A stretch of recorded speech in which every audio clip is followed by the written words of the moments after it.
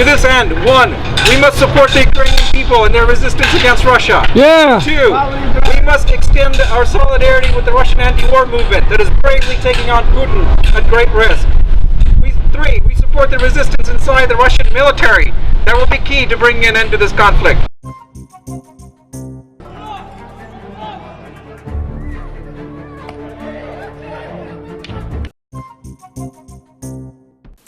Hello, my name is Stanley Heller. Welcome to The Struggle. We start off with video from a rally in Germany for Ukraine.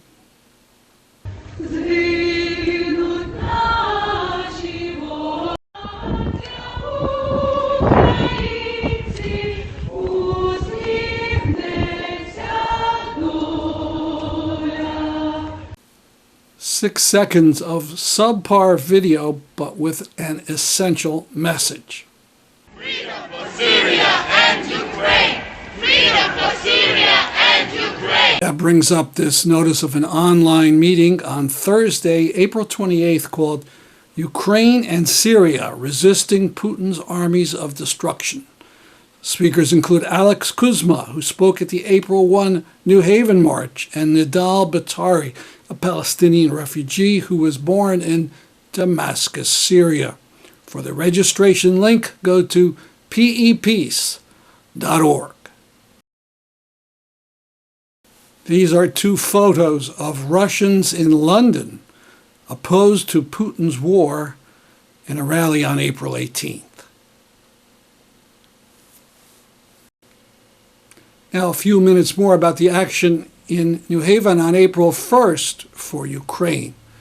Rain had caused the numbers of marchers to dwindle, but here are the remarks of Naveen Jaganathan from DSA, Democratic Socialist of America. The Russian invasion of Ukraine cannot be justified. It is an act of imperial aggression led by Putin's deranged ideas of returning to the heydays of the Russian Empire under Tsarism and later the Soviet Union. We stand in solidarity with the brave Ukrainian people in the resistance to Russian invasion. At the same time, our movement must be clear on the role of U.S. and NATO imperialism in the conflict and what our demands should be. The U.S. war in Iraq is directly responsible for destabilizing the world and empowering dictators around the world to invade their peripheries. U.S.-NATO expansion into Eastern Europe and provocations against Russia are an important part of the dynamic that led to the invasion. This cannot be used as a reason to excuse Russia's actions in Ukraine. Instead, we must understand we live in a global imperialist system, a multipolar world with Russian, American, Israeli, Chinese, and other imperial and sub-imperial powers like Iran and India trying to divide up the world amongst themselves for access to resources, investments, and labor markets. The world imperial powers and their ruling classes are like a den of thieves. They will cooperate when it is in their interest to do so and compete and go to war when normal channels of brokering power arrangements break down.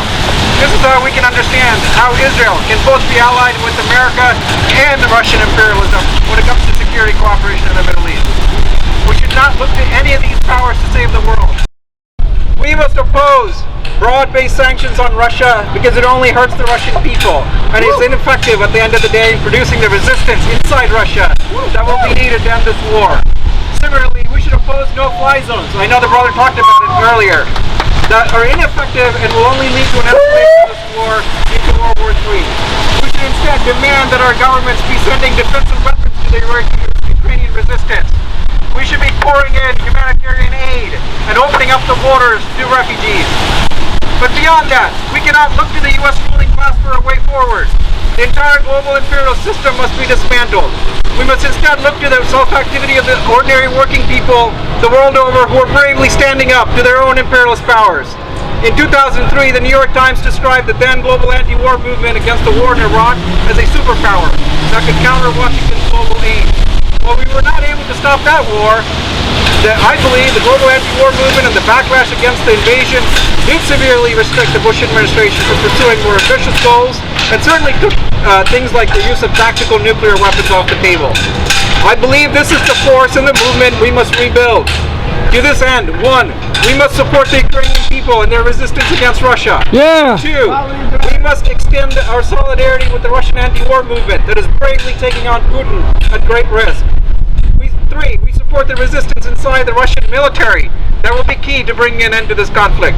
Recently, railroad workers in Belarus refused to ship arms to the front lines, destabilizing the Russian military operation. Yeah. Our job is to build on this international solidarity across the globe, across these people's movements, and to stand up to our own imperialist juggernaut, either it be of the Russian, Chinese, or American variety. We say, no war, stop the war on Ukraine, no U.S. NATO intervention, let all refugees in wherever they're from, rebuild the anti-war movement. Hi, I'm Priam. I'm here representing ULA di Latina in Acción. I'm a member with ULA, and I'm just here to say a few words. I'm also a veteran of the United States military system, unfortunately. But I wanted to say that this year, Biden increased military spending by another $31 billion. And there's something that they dangle in front of everybody to get us to join the military in the first place. It's free food, free housing, free education, and free healthcare. With that $31 billion, everybody else in this country could be taken care of, and why isn't that happening? I just want to say I think that it's very impressive that everybody came out today in the rain and the weekday and the work day, and I think it's very important that we stand in solidarity with the resistance to the Russian invasion in Ukraine. And I think it's also that we are aware of all those things that Priam talked about just now, about internal race and class divisions within Ukraine, because these are things that are making the resistance more difficult. It's more difficult when the government is pushing forward austerity measures to unify the population against the occupation. It's more difficult when the Zelensky government is making the plans for rebuilding the country based on debt, which is already an enormous amount of the total budget, to build confidence in the ability of the working class and the farmers to fight against the Russian invasion. But there are examples of independent organizing within Ukraine, although small, and we need to support those as best we can. A few weeks ago, we showed video of Denis Pilash, a Ukrainian socialist who was speaking at a panel on the war. This morning on the 21st, Amy Goodman and Democracy Now! Featured Pilash for a long discussion. Here's a part. We're joined now by Denis Pilash, a Ukrainian political scientist and historian, member of the Ukrainian Democratic Socialist Organization, Stalingrad, or the Social Movement. He's also an editor at Commons, Journal of Social Criticism. Welcome to Democracy Now!, Denis. It's great to have you with us. If you can start off by talking about the resistance in Ukraine. We hear a lot about the military resistance, but if you can talk about overall the kind of resistance that doesn't get coverage. And really, Ukraine, it stands not due just to the military resistance, though hundreds of thousands of people have volunteered to either the armed forces or the territorial defense units, but also due to millions of people who are engaged in just these humanitarian efforts and keeping the things running.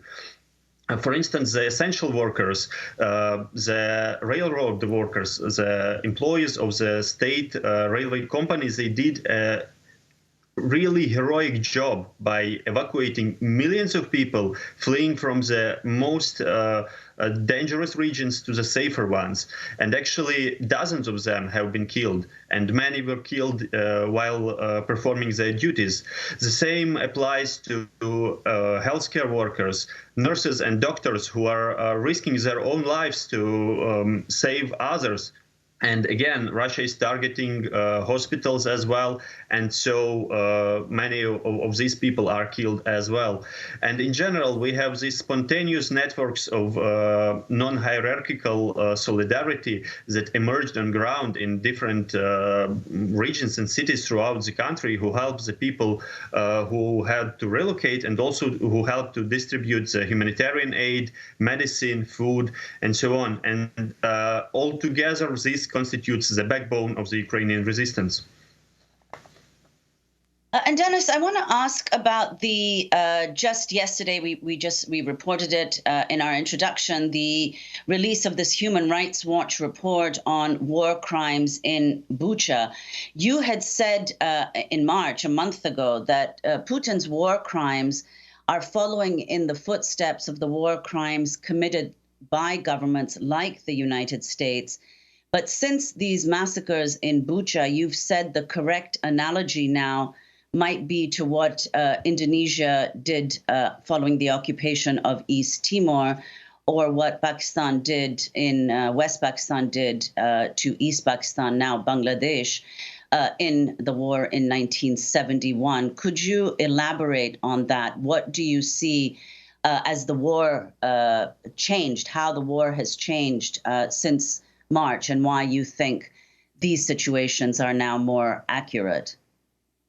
I think that it's really the same crime of military aggression that was done by numerous other governments and other imperialists as well. And in this case, Putin's war in Ukraine or his wars in Chechnya or Yeltsin's war in Chechnya were in the same line with, say, Bush and Blair and their cronies attacking Iraq. But the intensity of these atrocities that were revealed with these horrible pictures from Bucha, Irpin, Borodyanka, and other Kiev suburbs, they show us all scale of atrocities, starting from sexual violence, from torture and to mass executions. And here we see also some kind of ideological explanation by some of the in the Russian propaganda machine that Ukraine in a way has to be cleansed. And this leads us to these analogies, not just with many have recalled Srebrenica and what happened in the wars in the former Yugoslavia in the 90s, but really to what happened, for instance, when pro-American dictator Suharto occupied East Timor and unleashed acts of genocide against the local population in the 1970s. So we see that in some places, the reality of this occupation is so brutal that it leads to mass obliteration of human lives. And so, Denis, do you support the continued supply of weapons to Ukraine, which is exponentially increasing now, despite the fact that many say supplying these weapons will only prolong the war? You see, if like making analogies, so maybe supplying Soviet and Chinese weapons to Vietnam, they also prolonged the resistance of the Vietnamese, and thus they prolonged the war. But it was still a unilateral aggression done by an imperialist power, in that case the US, in this case Putin's Russia. And just in order to preserve human lives that are lost in all these airstrikes and shellings, because civilians are dying massively throughout the country, and actually no place in the country can be really safe as objects, including civilian objects, including schools and hospitals, have been hit in many parts. So, for instance, having anti-aircraft weaponry, it really preserves these people who are hiding in their basements, in their apartments, and so on. But in a way, these supplies, we also have to remember that Russia also used to be supplied with Western weapons from Germany, France, and from other countries, and that even now it's still fueled by these payments for the Russian oil and gas. So it can be said that there are more German parts in Russian tanks than American munition in Ukrainian arms. But in general, we need to oversee that this military assistance that is needed by the Ukrainian resistance, that it will go to to Ukrainians, and it's not just used as a pretext for this, increasing of military-industrial complexes in the other Western countries, because no one is gaining from more militarized Germany or US. It's really up to the people on the ground, up to the people in Ukrainian resistance who need this, not the interests of these companies that have to be preserved. So, Denis Pilash, let me ask you about the Azov Battalion, because the U.S. has a rule that weapons to Ukraine can't go to them. But right now, with the massive influx of weapons, there's no way that they can be traced to where. You've been a fierce critic of the far right in Ukraine. What are your thoughts on this? And also a fierce critic of the expansion of NATO. And now you have Sweden, you have Finland saying they want to join NATO, although it looks like one of the reasons for this invasion, Ukraine being a part of NATO, was actually not a possibility for years to come.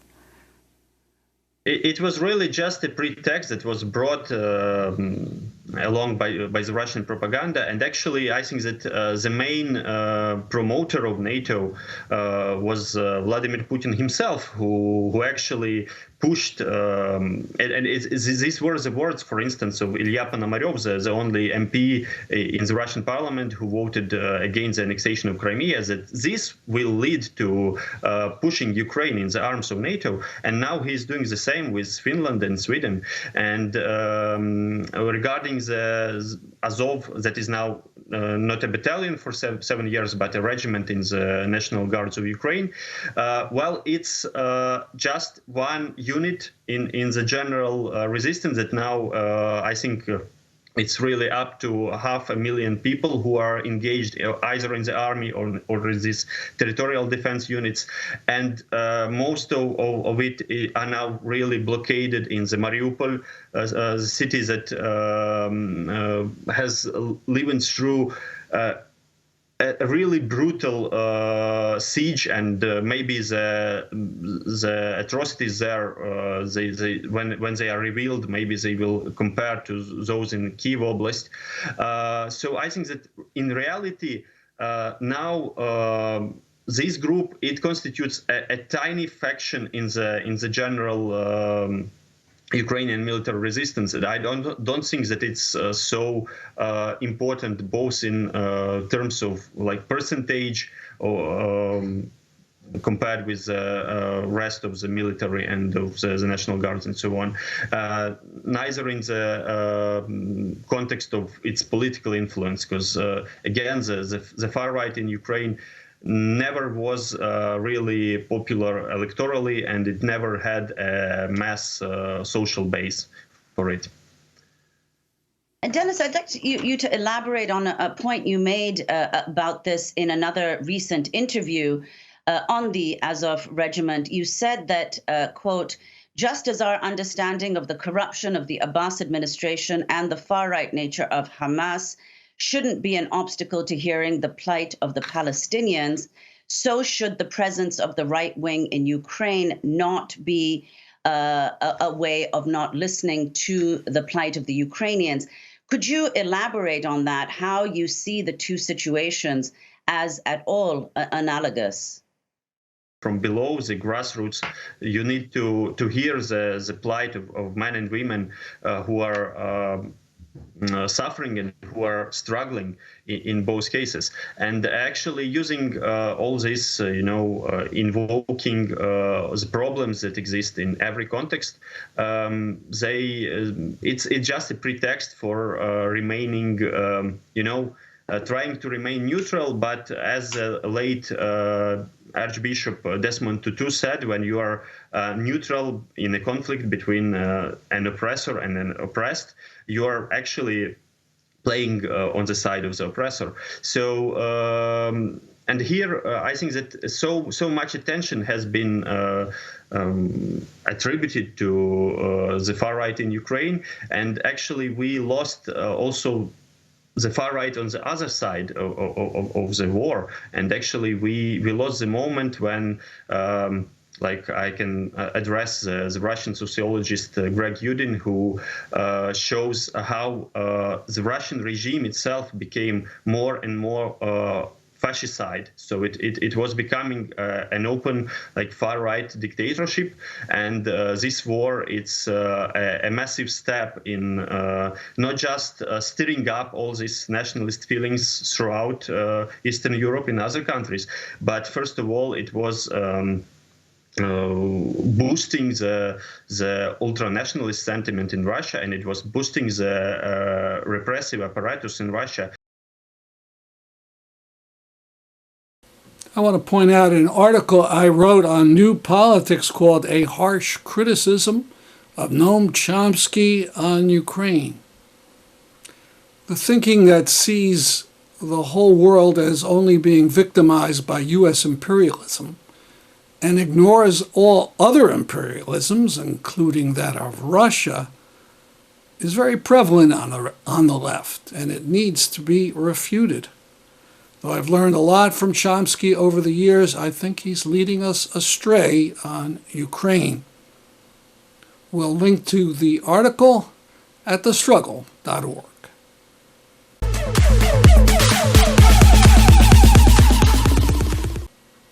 Democracy Now! Had on last week Vijay Prashad, who is decidedly going down the wrong path. But he said something revealing. Amy Goodman had been showing a video clip of CIA Director William Burns, and she said, well, he's been warning about NATO expansion for years and that it would provoke Russia. Here is Prashad's answer. Well, Amy, the first thing I'd say is the question of NATO moving eastward is not the primary issue, because after all, in 2004, Sergei Lavrov, who continues to be the foreign minister, and Mr. Putin, who was even then the president, welcomed the Baltic states and other countries joining NATO. They joined NATO in 2004. The question is not NATO by itself. The question is a sense of security. Say what? NATO expansion isn't the primary issue? The real issue is security? I mean, what Mr. Burns could have said is that the United States pledges to return to arms control talks. I mean, having gutted the anti-ballistic missile treaty in 2002 unilaterally, that was the Bush administration, and then in 2018, the Trump administration unilaterally walking out of the Intermediate Nuclear Forces Treaty. Why doesn't the United States come to the table, as the Russians have been asking since 2018, and open a new arms control conversation? That seems to be a mature issue. So all this stuff about NATO provocations and Russia's natural need to keep NATO away from its borders is just BS. On this and only this, we agree with Prashad. Now, something that's sure to infuriate a number of people. A meme comparing the defenders of the steel factory in Mariupol to the legendary Soviet soldiers at the Red October steelworks in Stalingrad in 1943. Yes, some of the Ukrainians today in the Mariupol factory are white nationalists. But on the other hand, the Soviet soldiers in 1943 that defended a regime that had committed massacres of Poles and a genocide of Ukrainians. It's tough to find true angels. Honor to the defenders of Stalingrad and Mariupol. We finally made a full move from our old host to GoDaddy for the website The Struggle. If you enter thestruggle.org, it brings you to this page, where you can get to all our video, headlines, and archives. If you enter thestrugglevideo.org, you get to the page with our newest TV programs. We're on YouTube and about 35 cable stations every week. The search engines haven't caught up yet. They're still sending people to the old host to pages that don't exist, but they'll correct themselves after a while.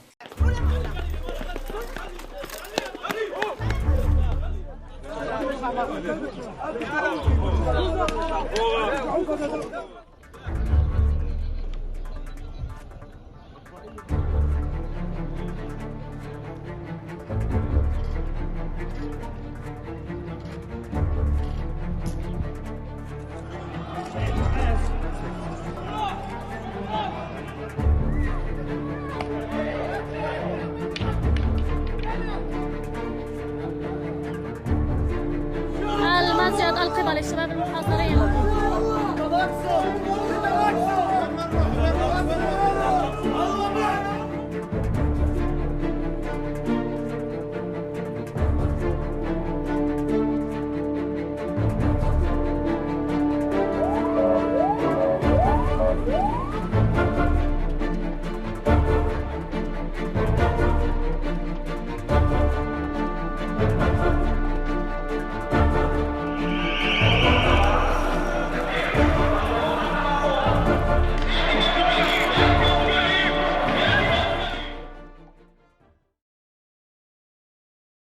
One revealing and grotesque image.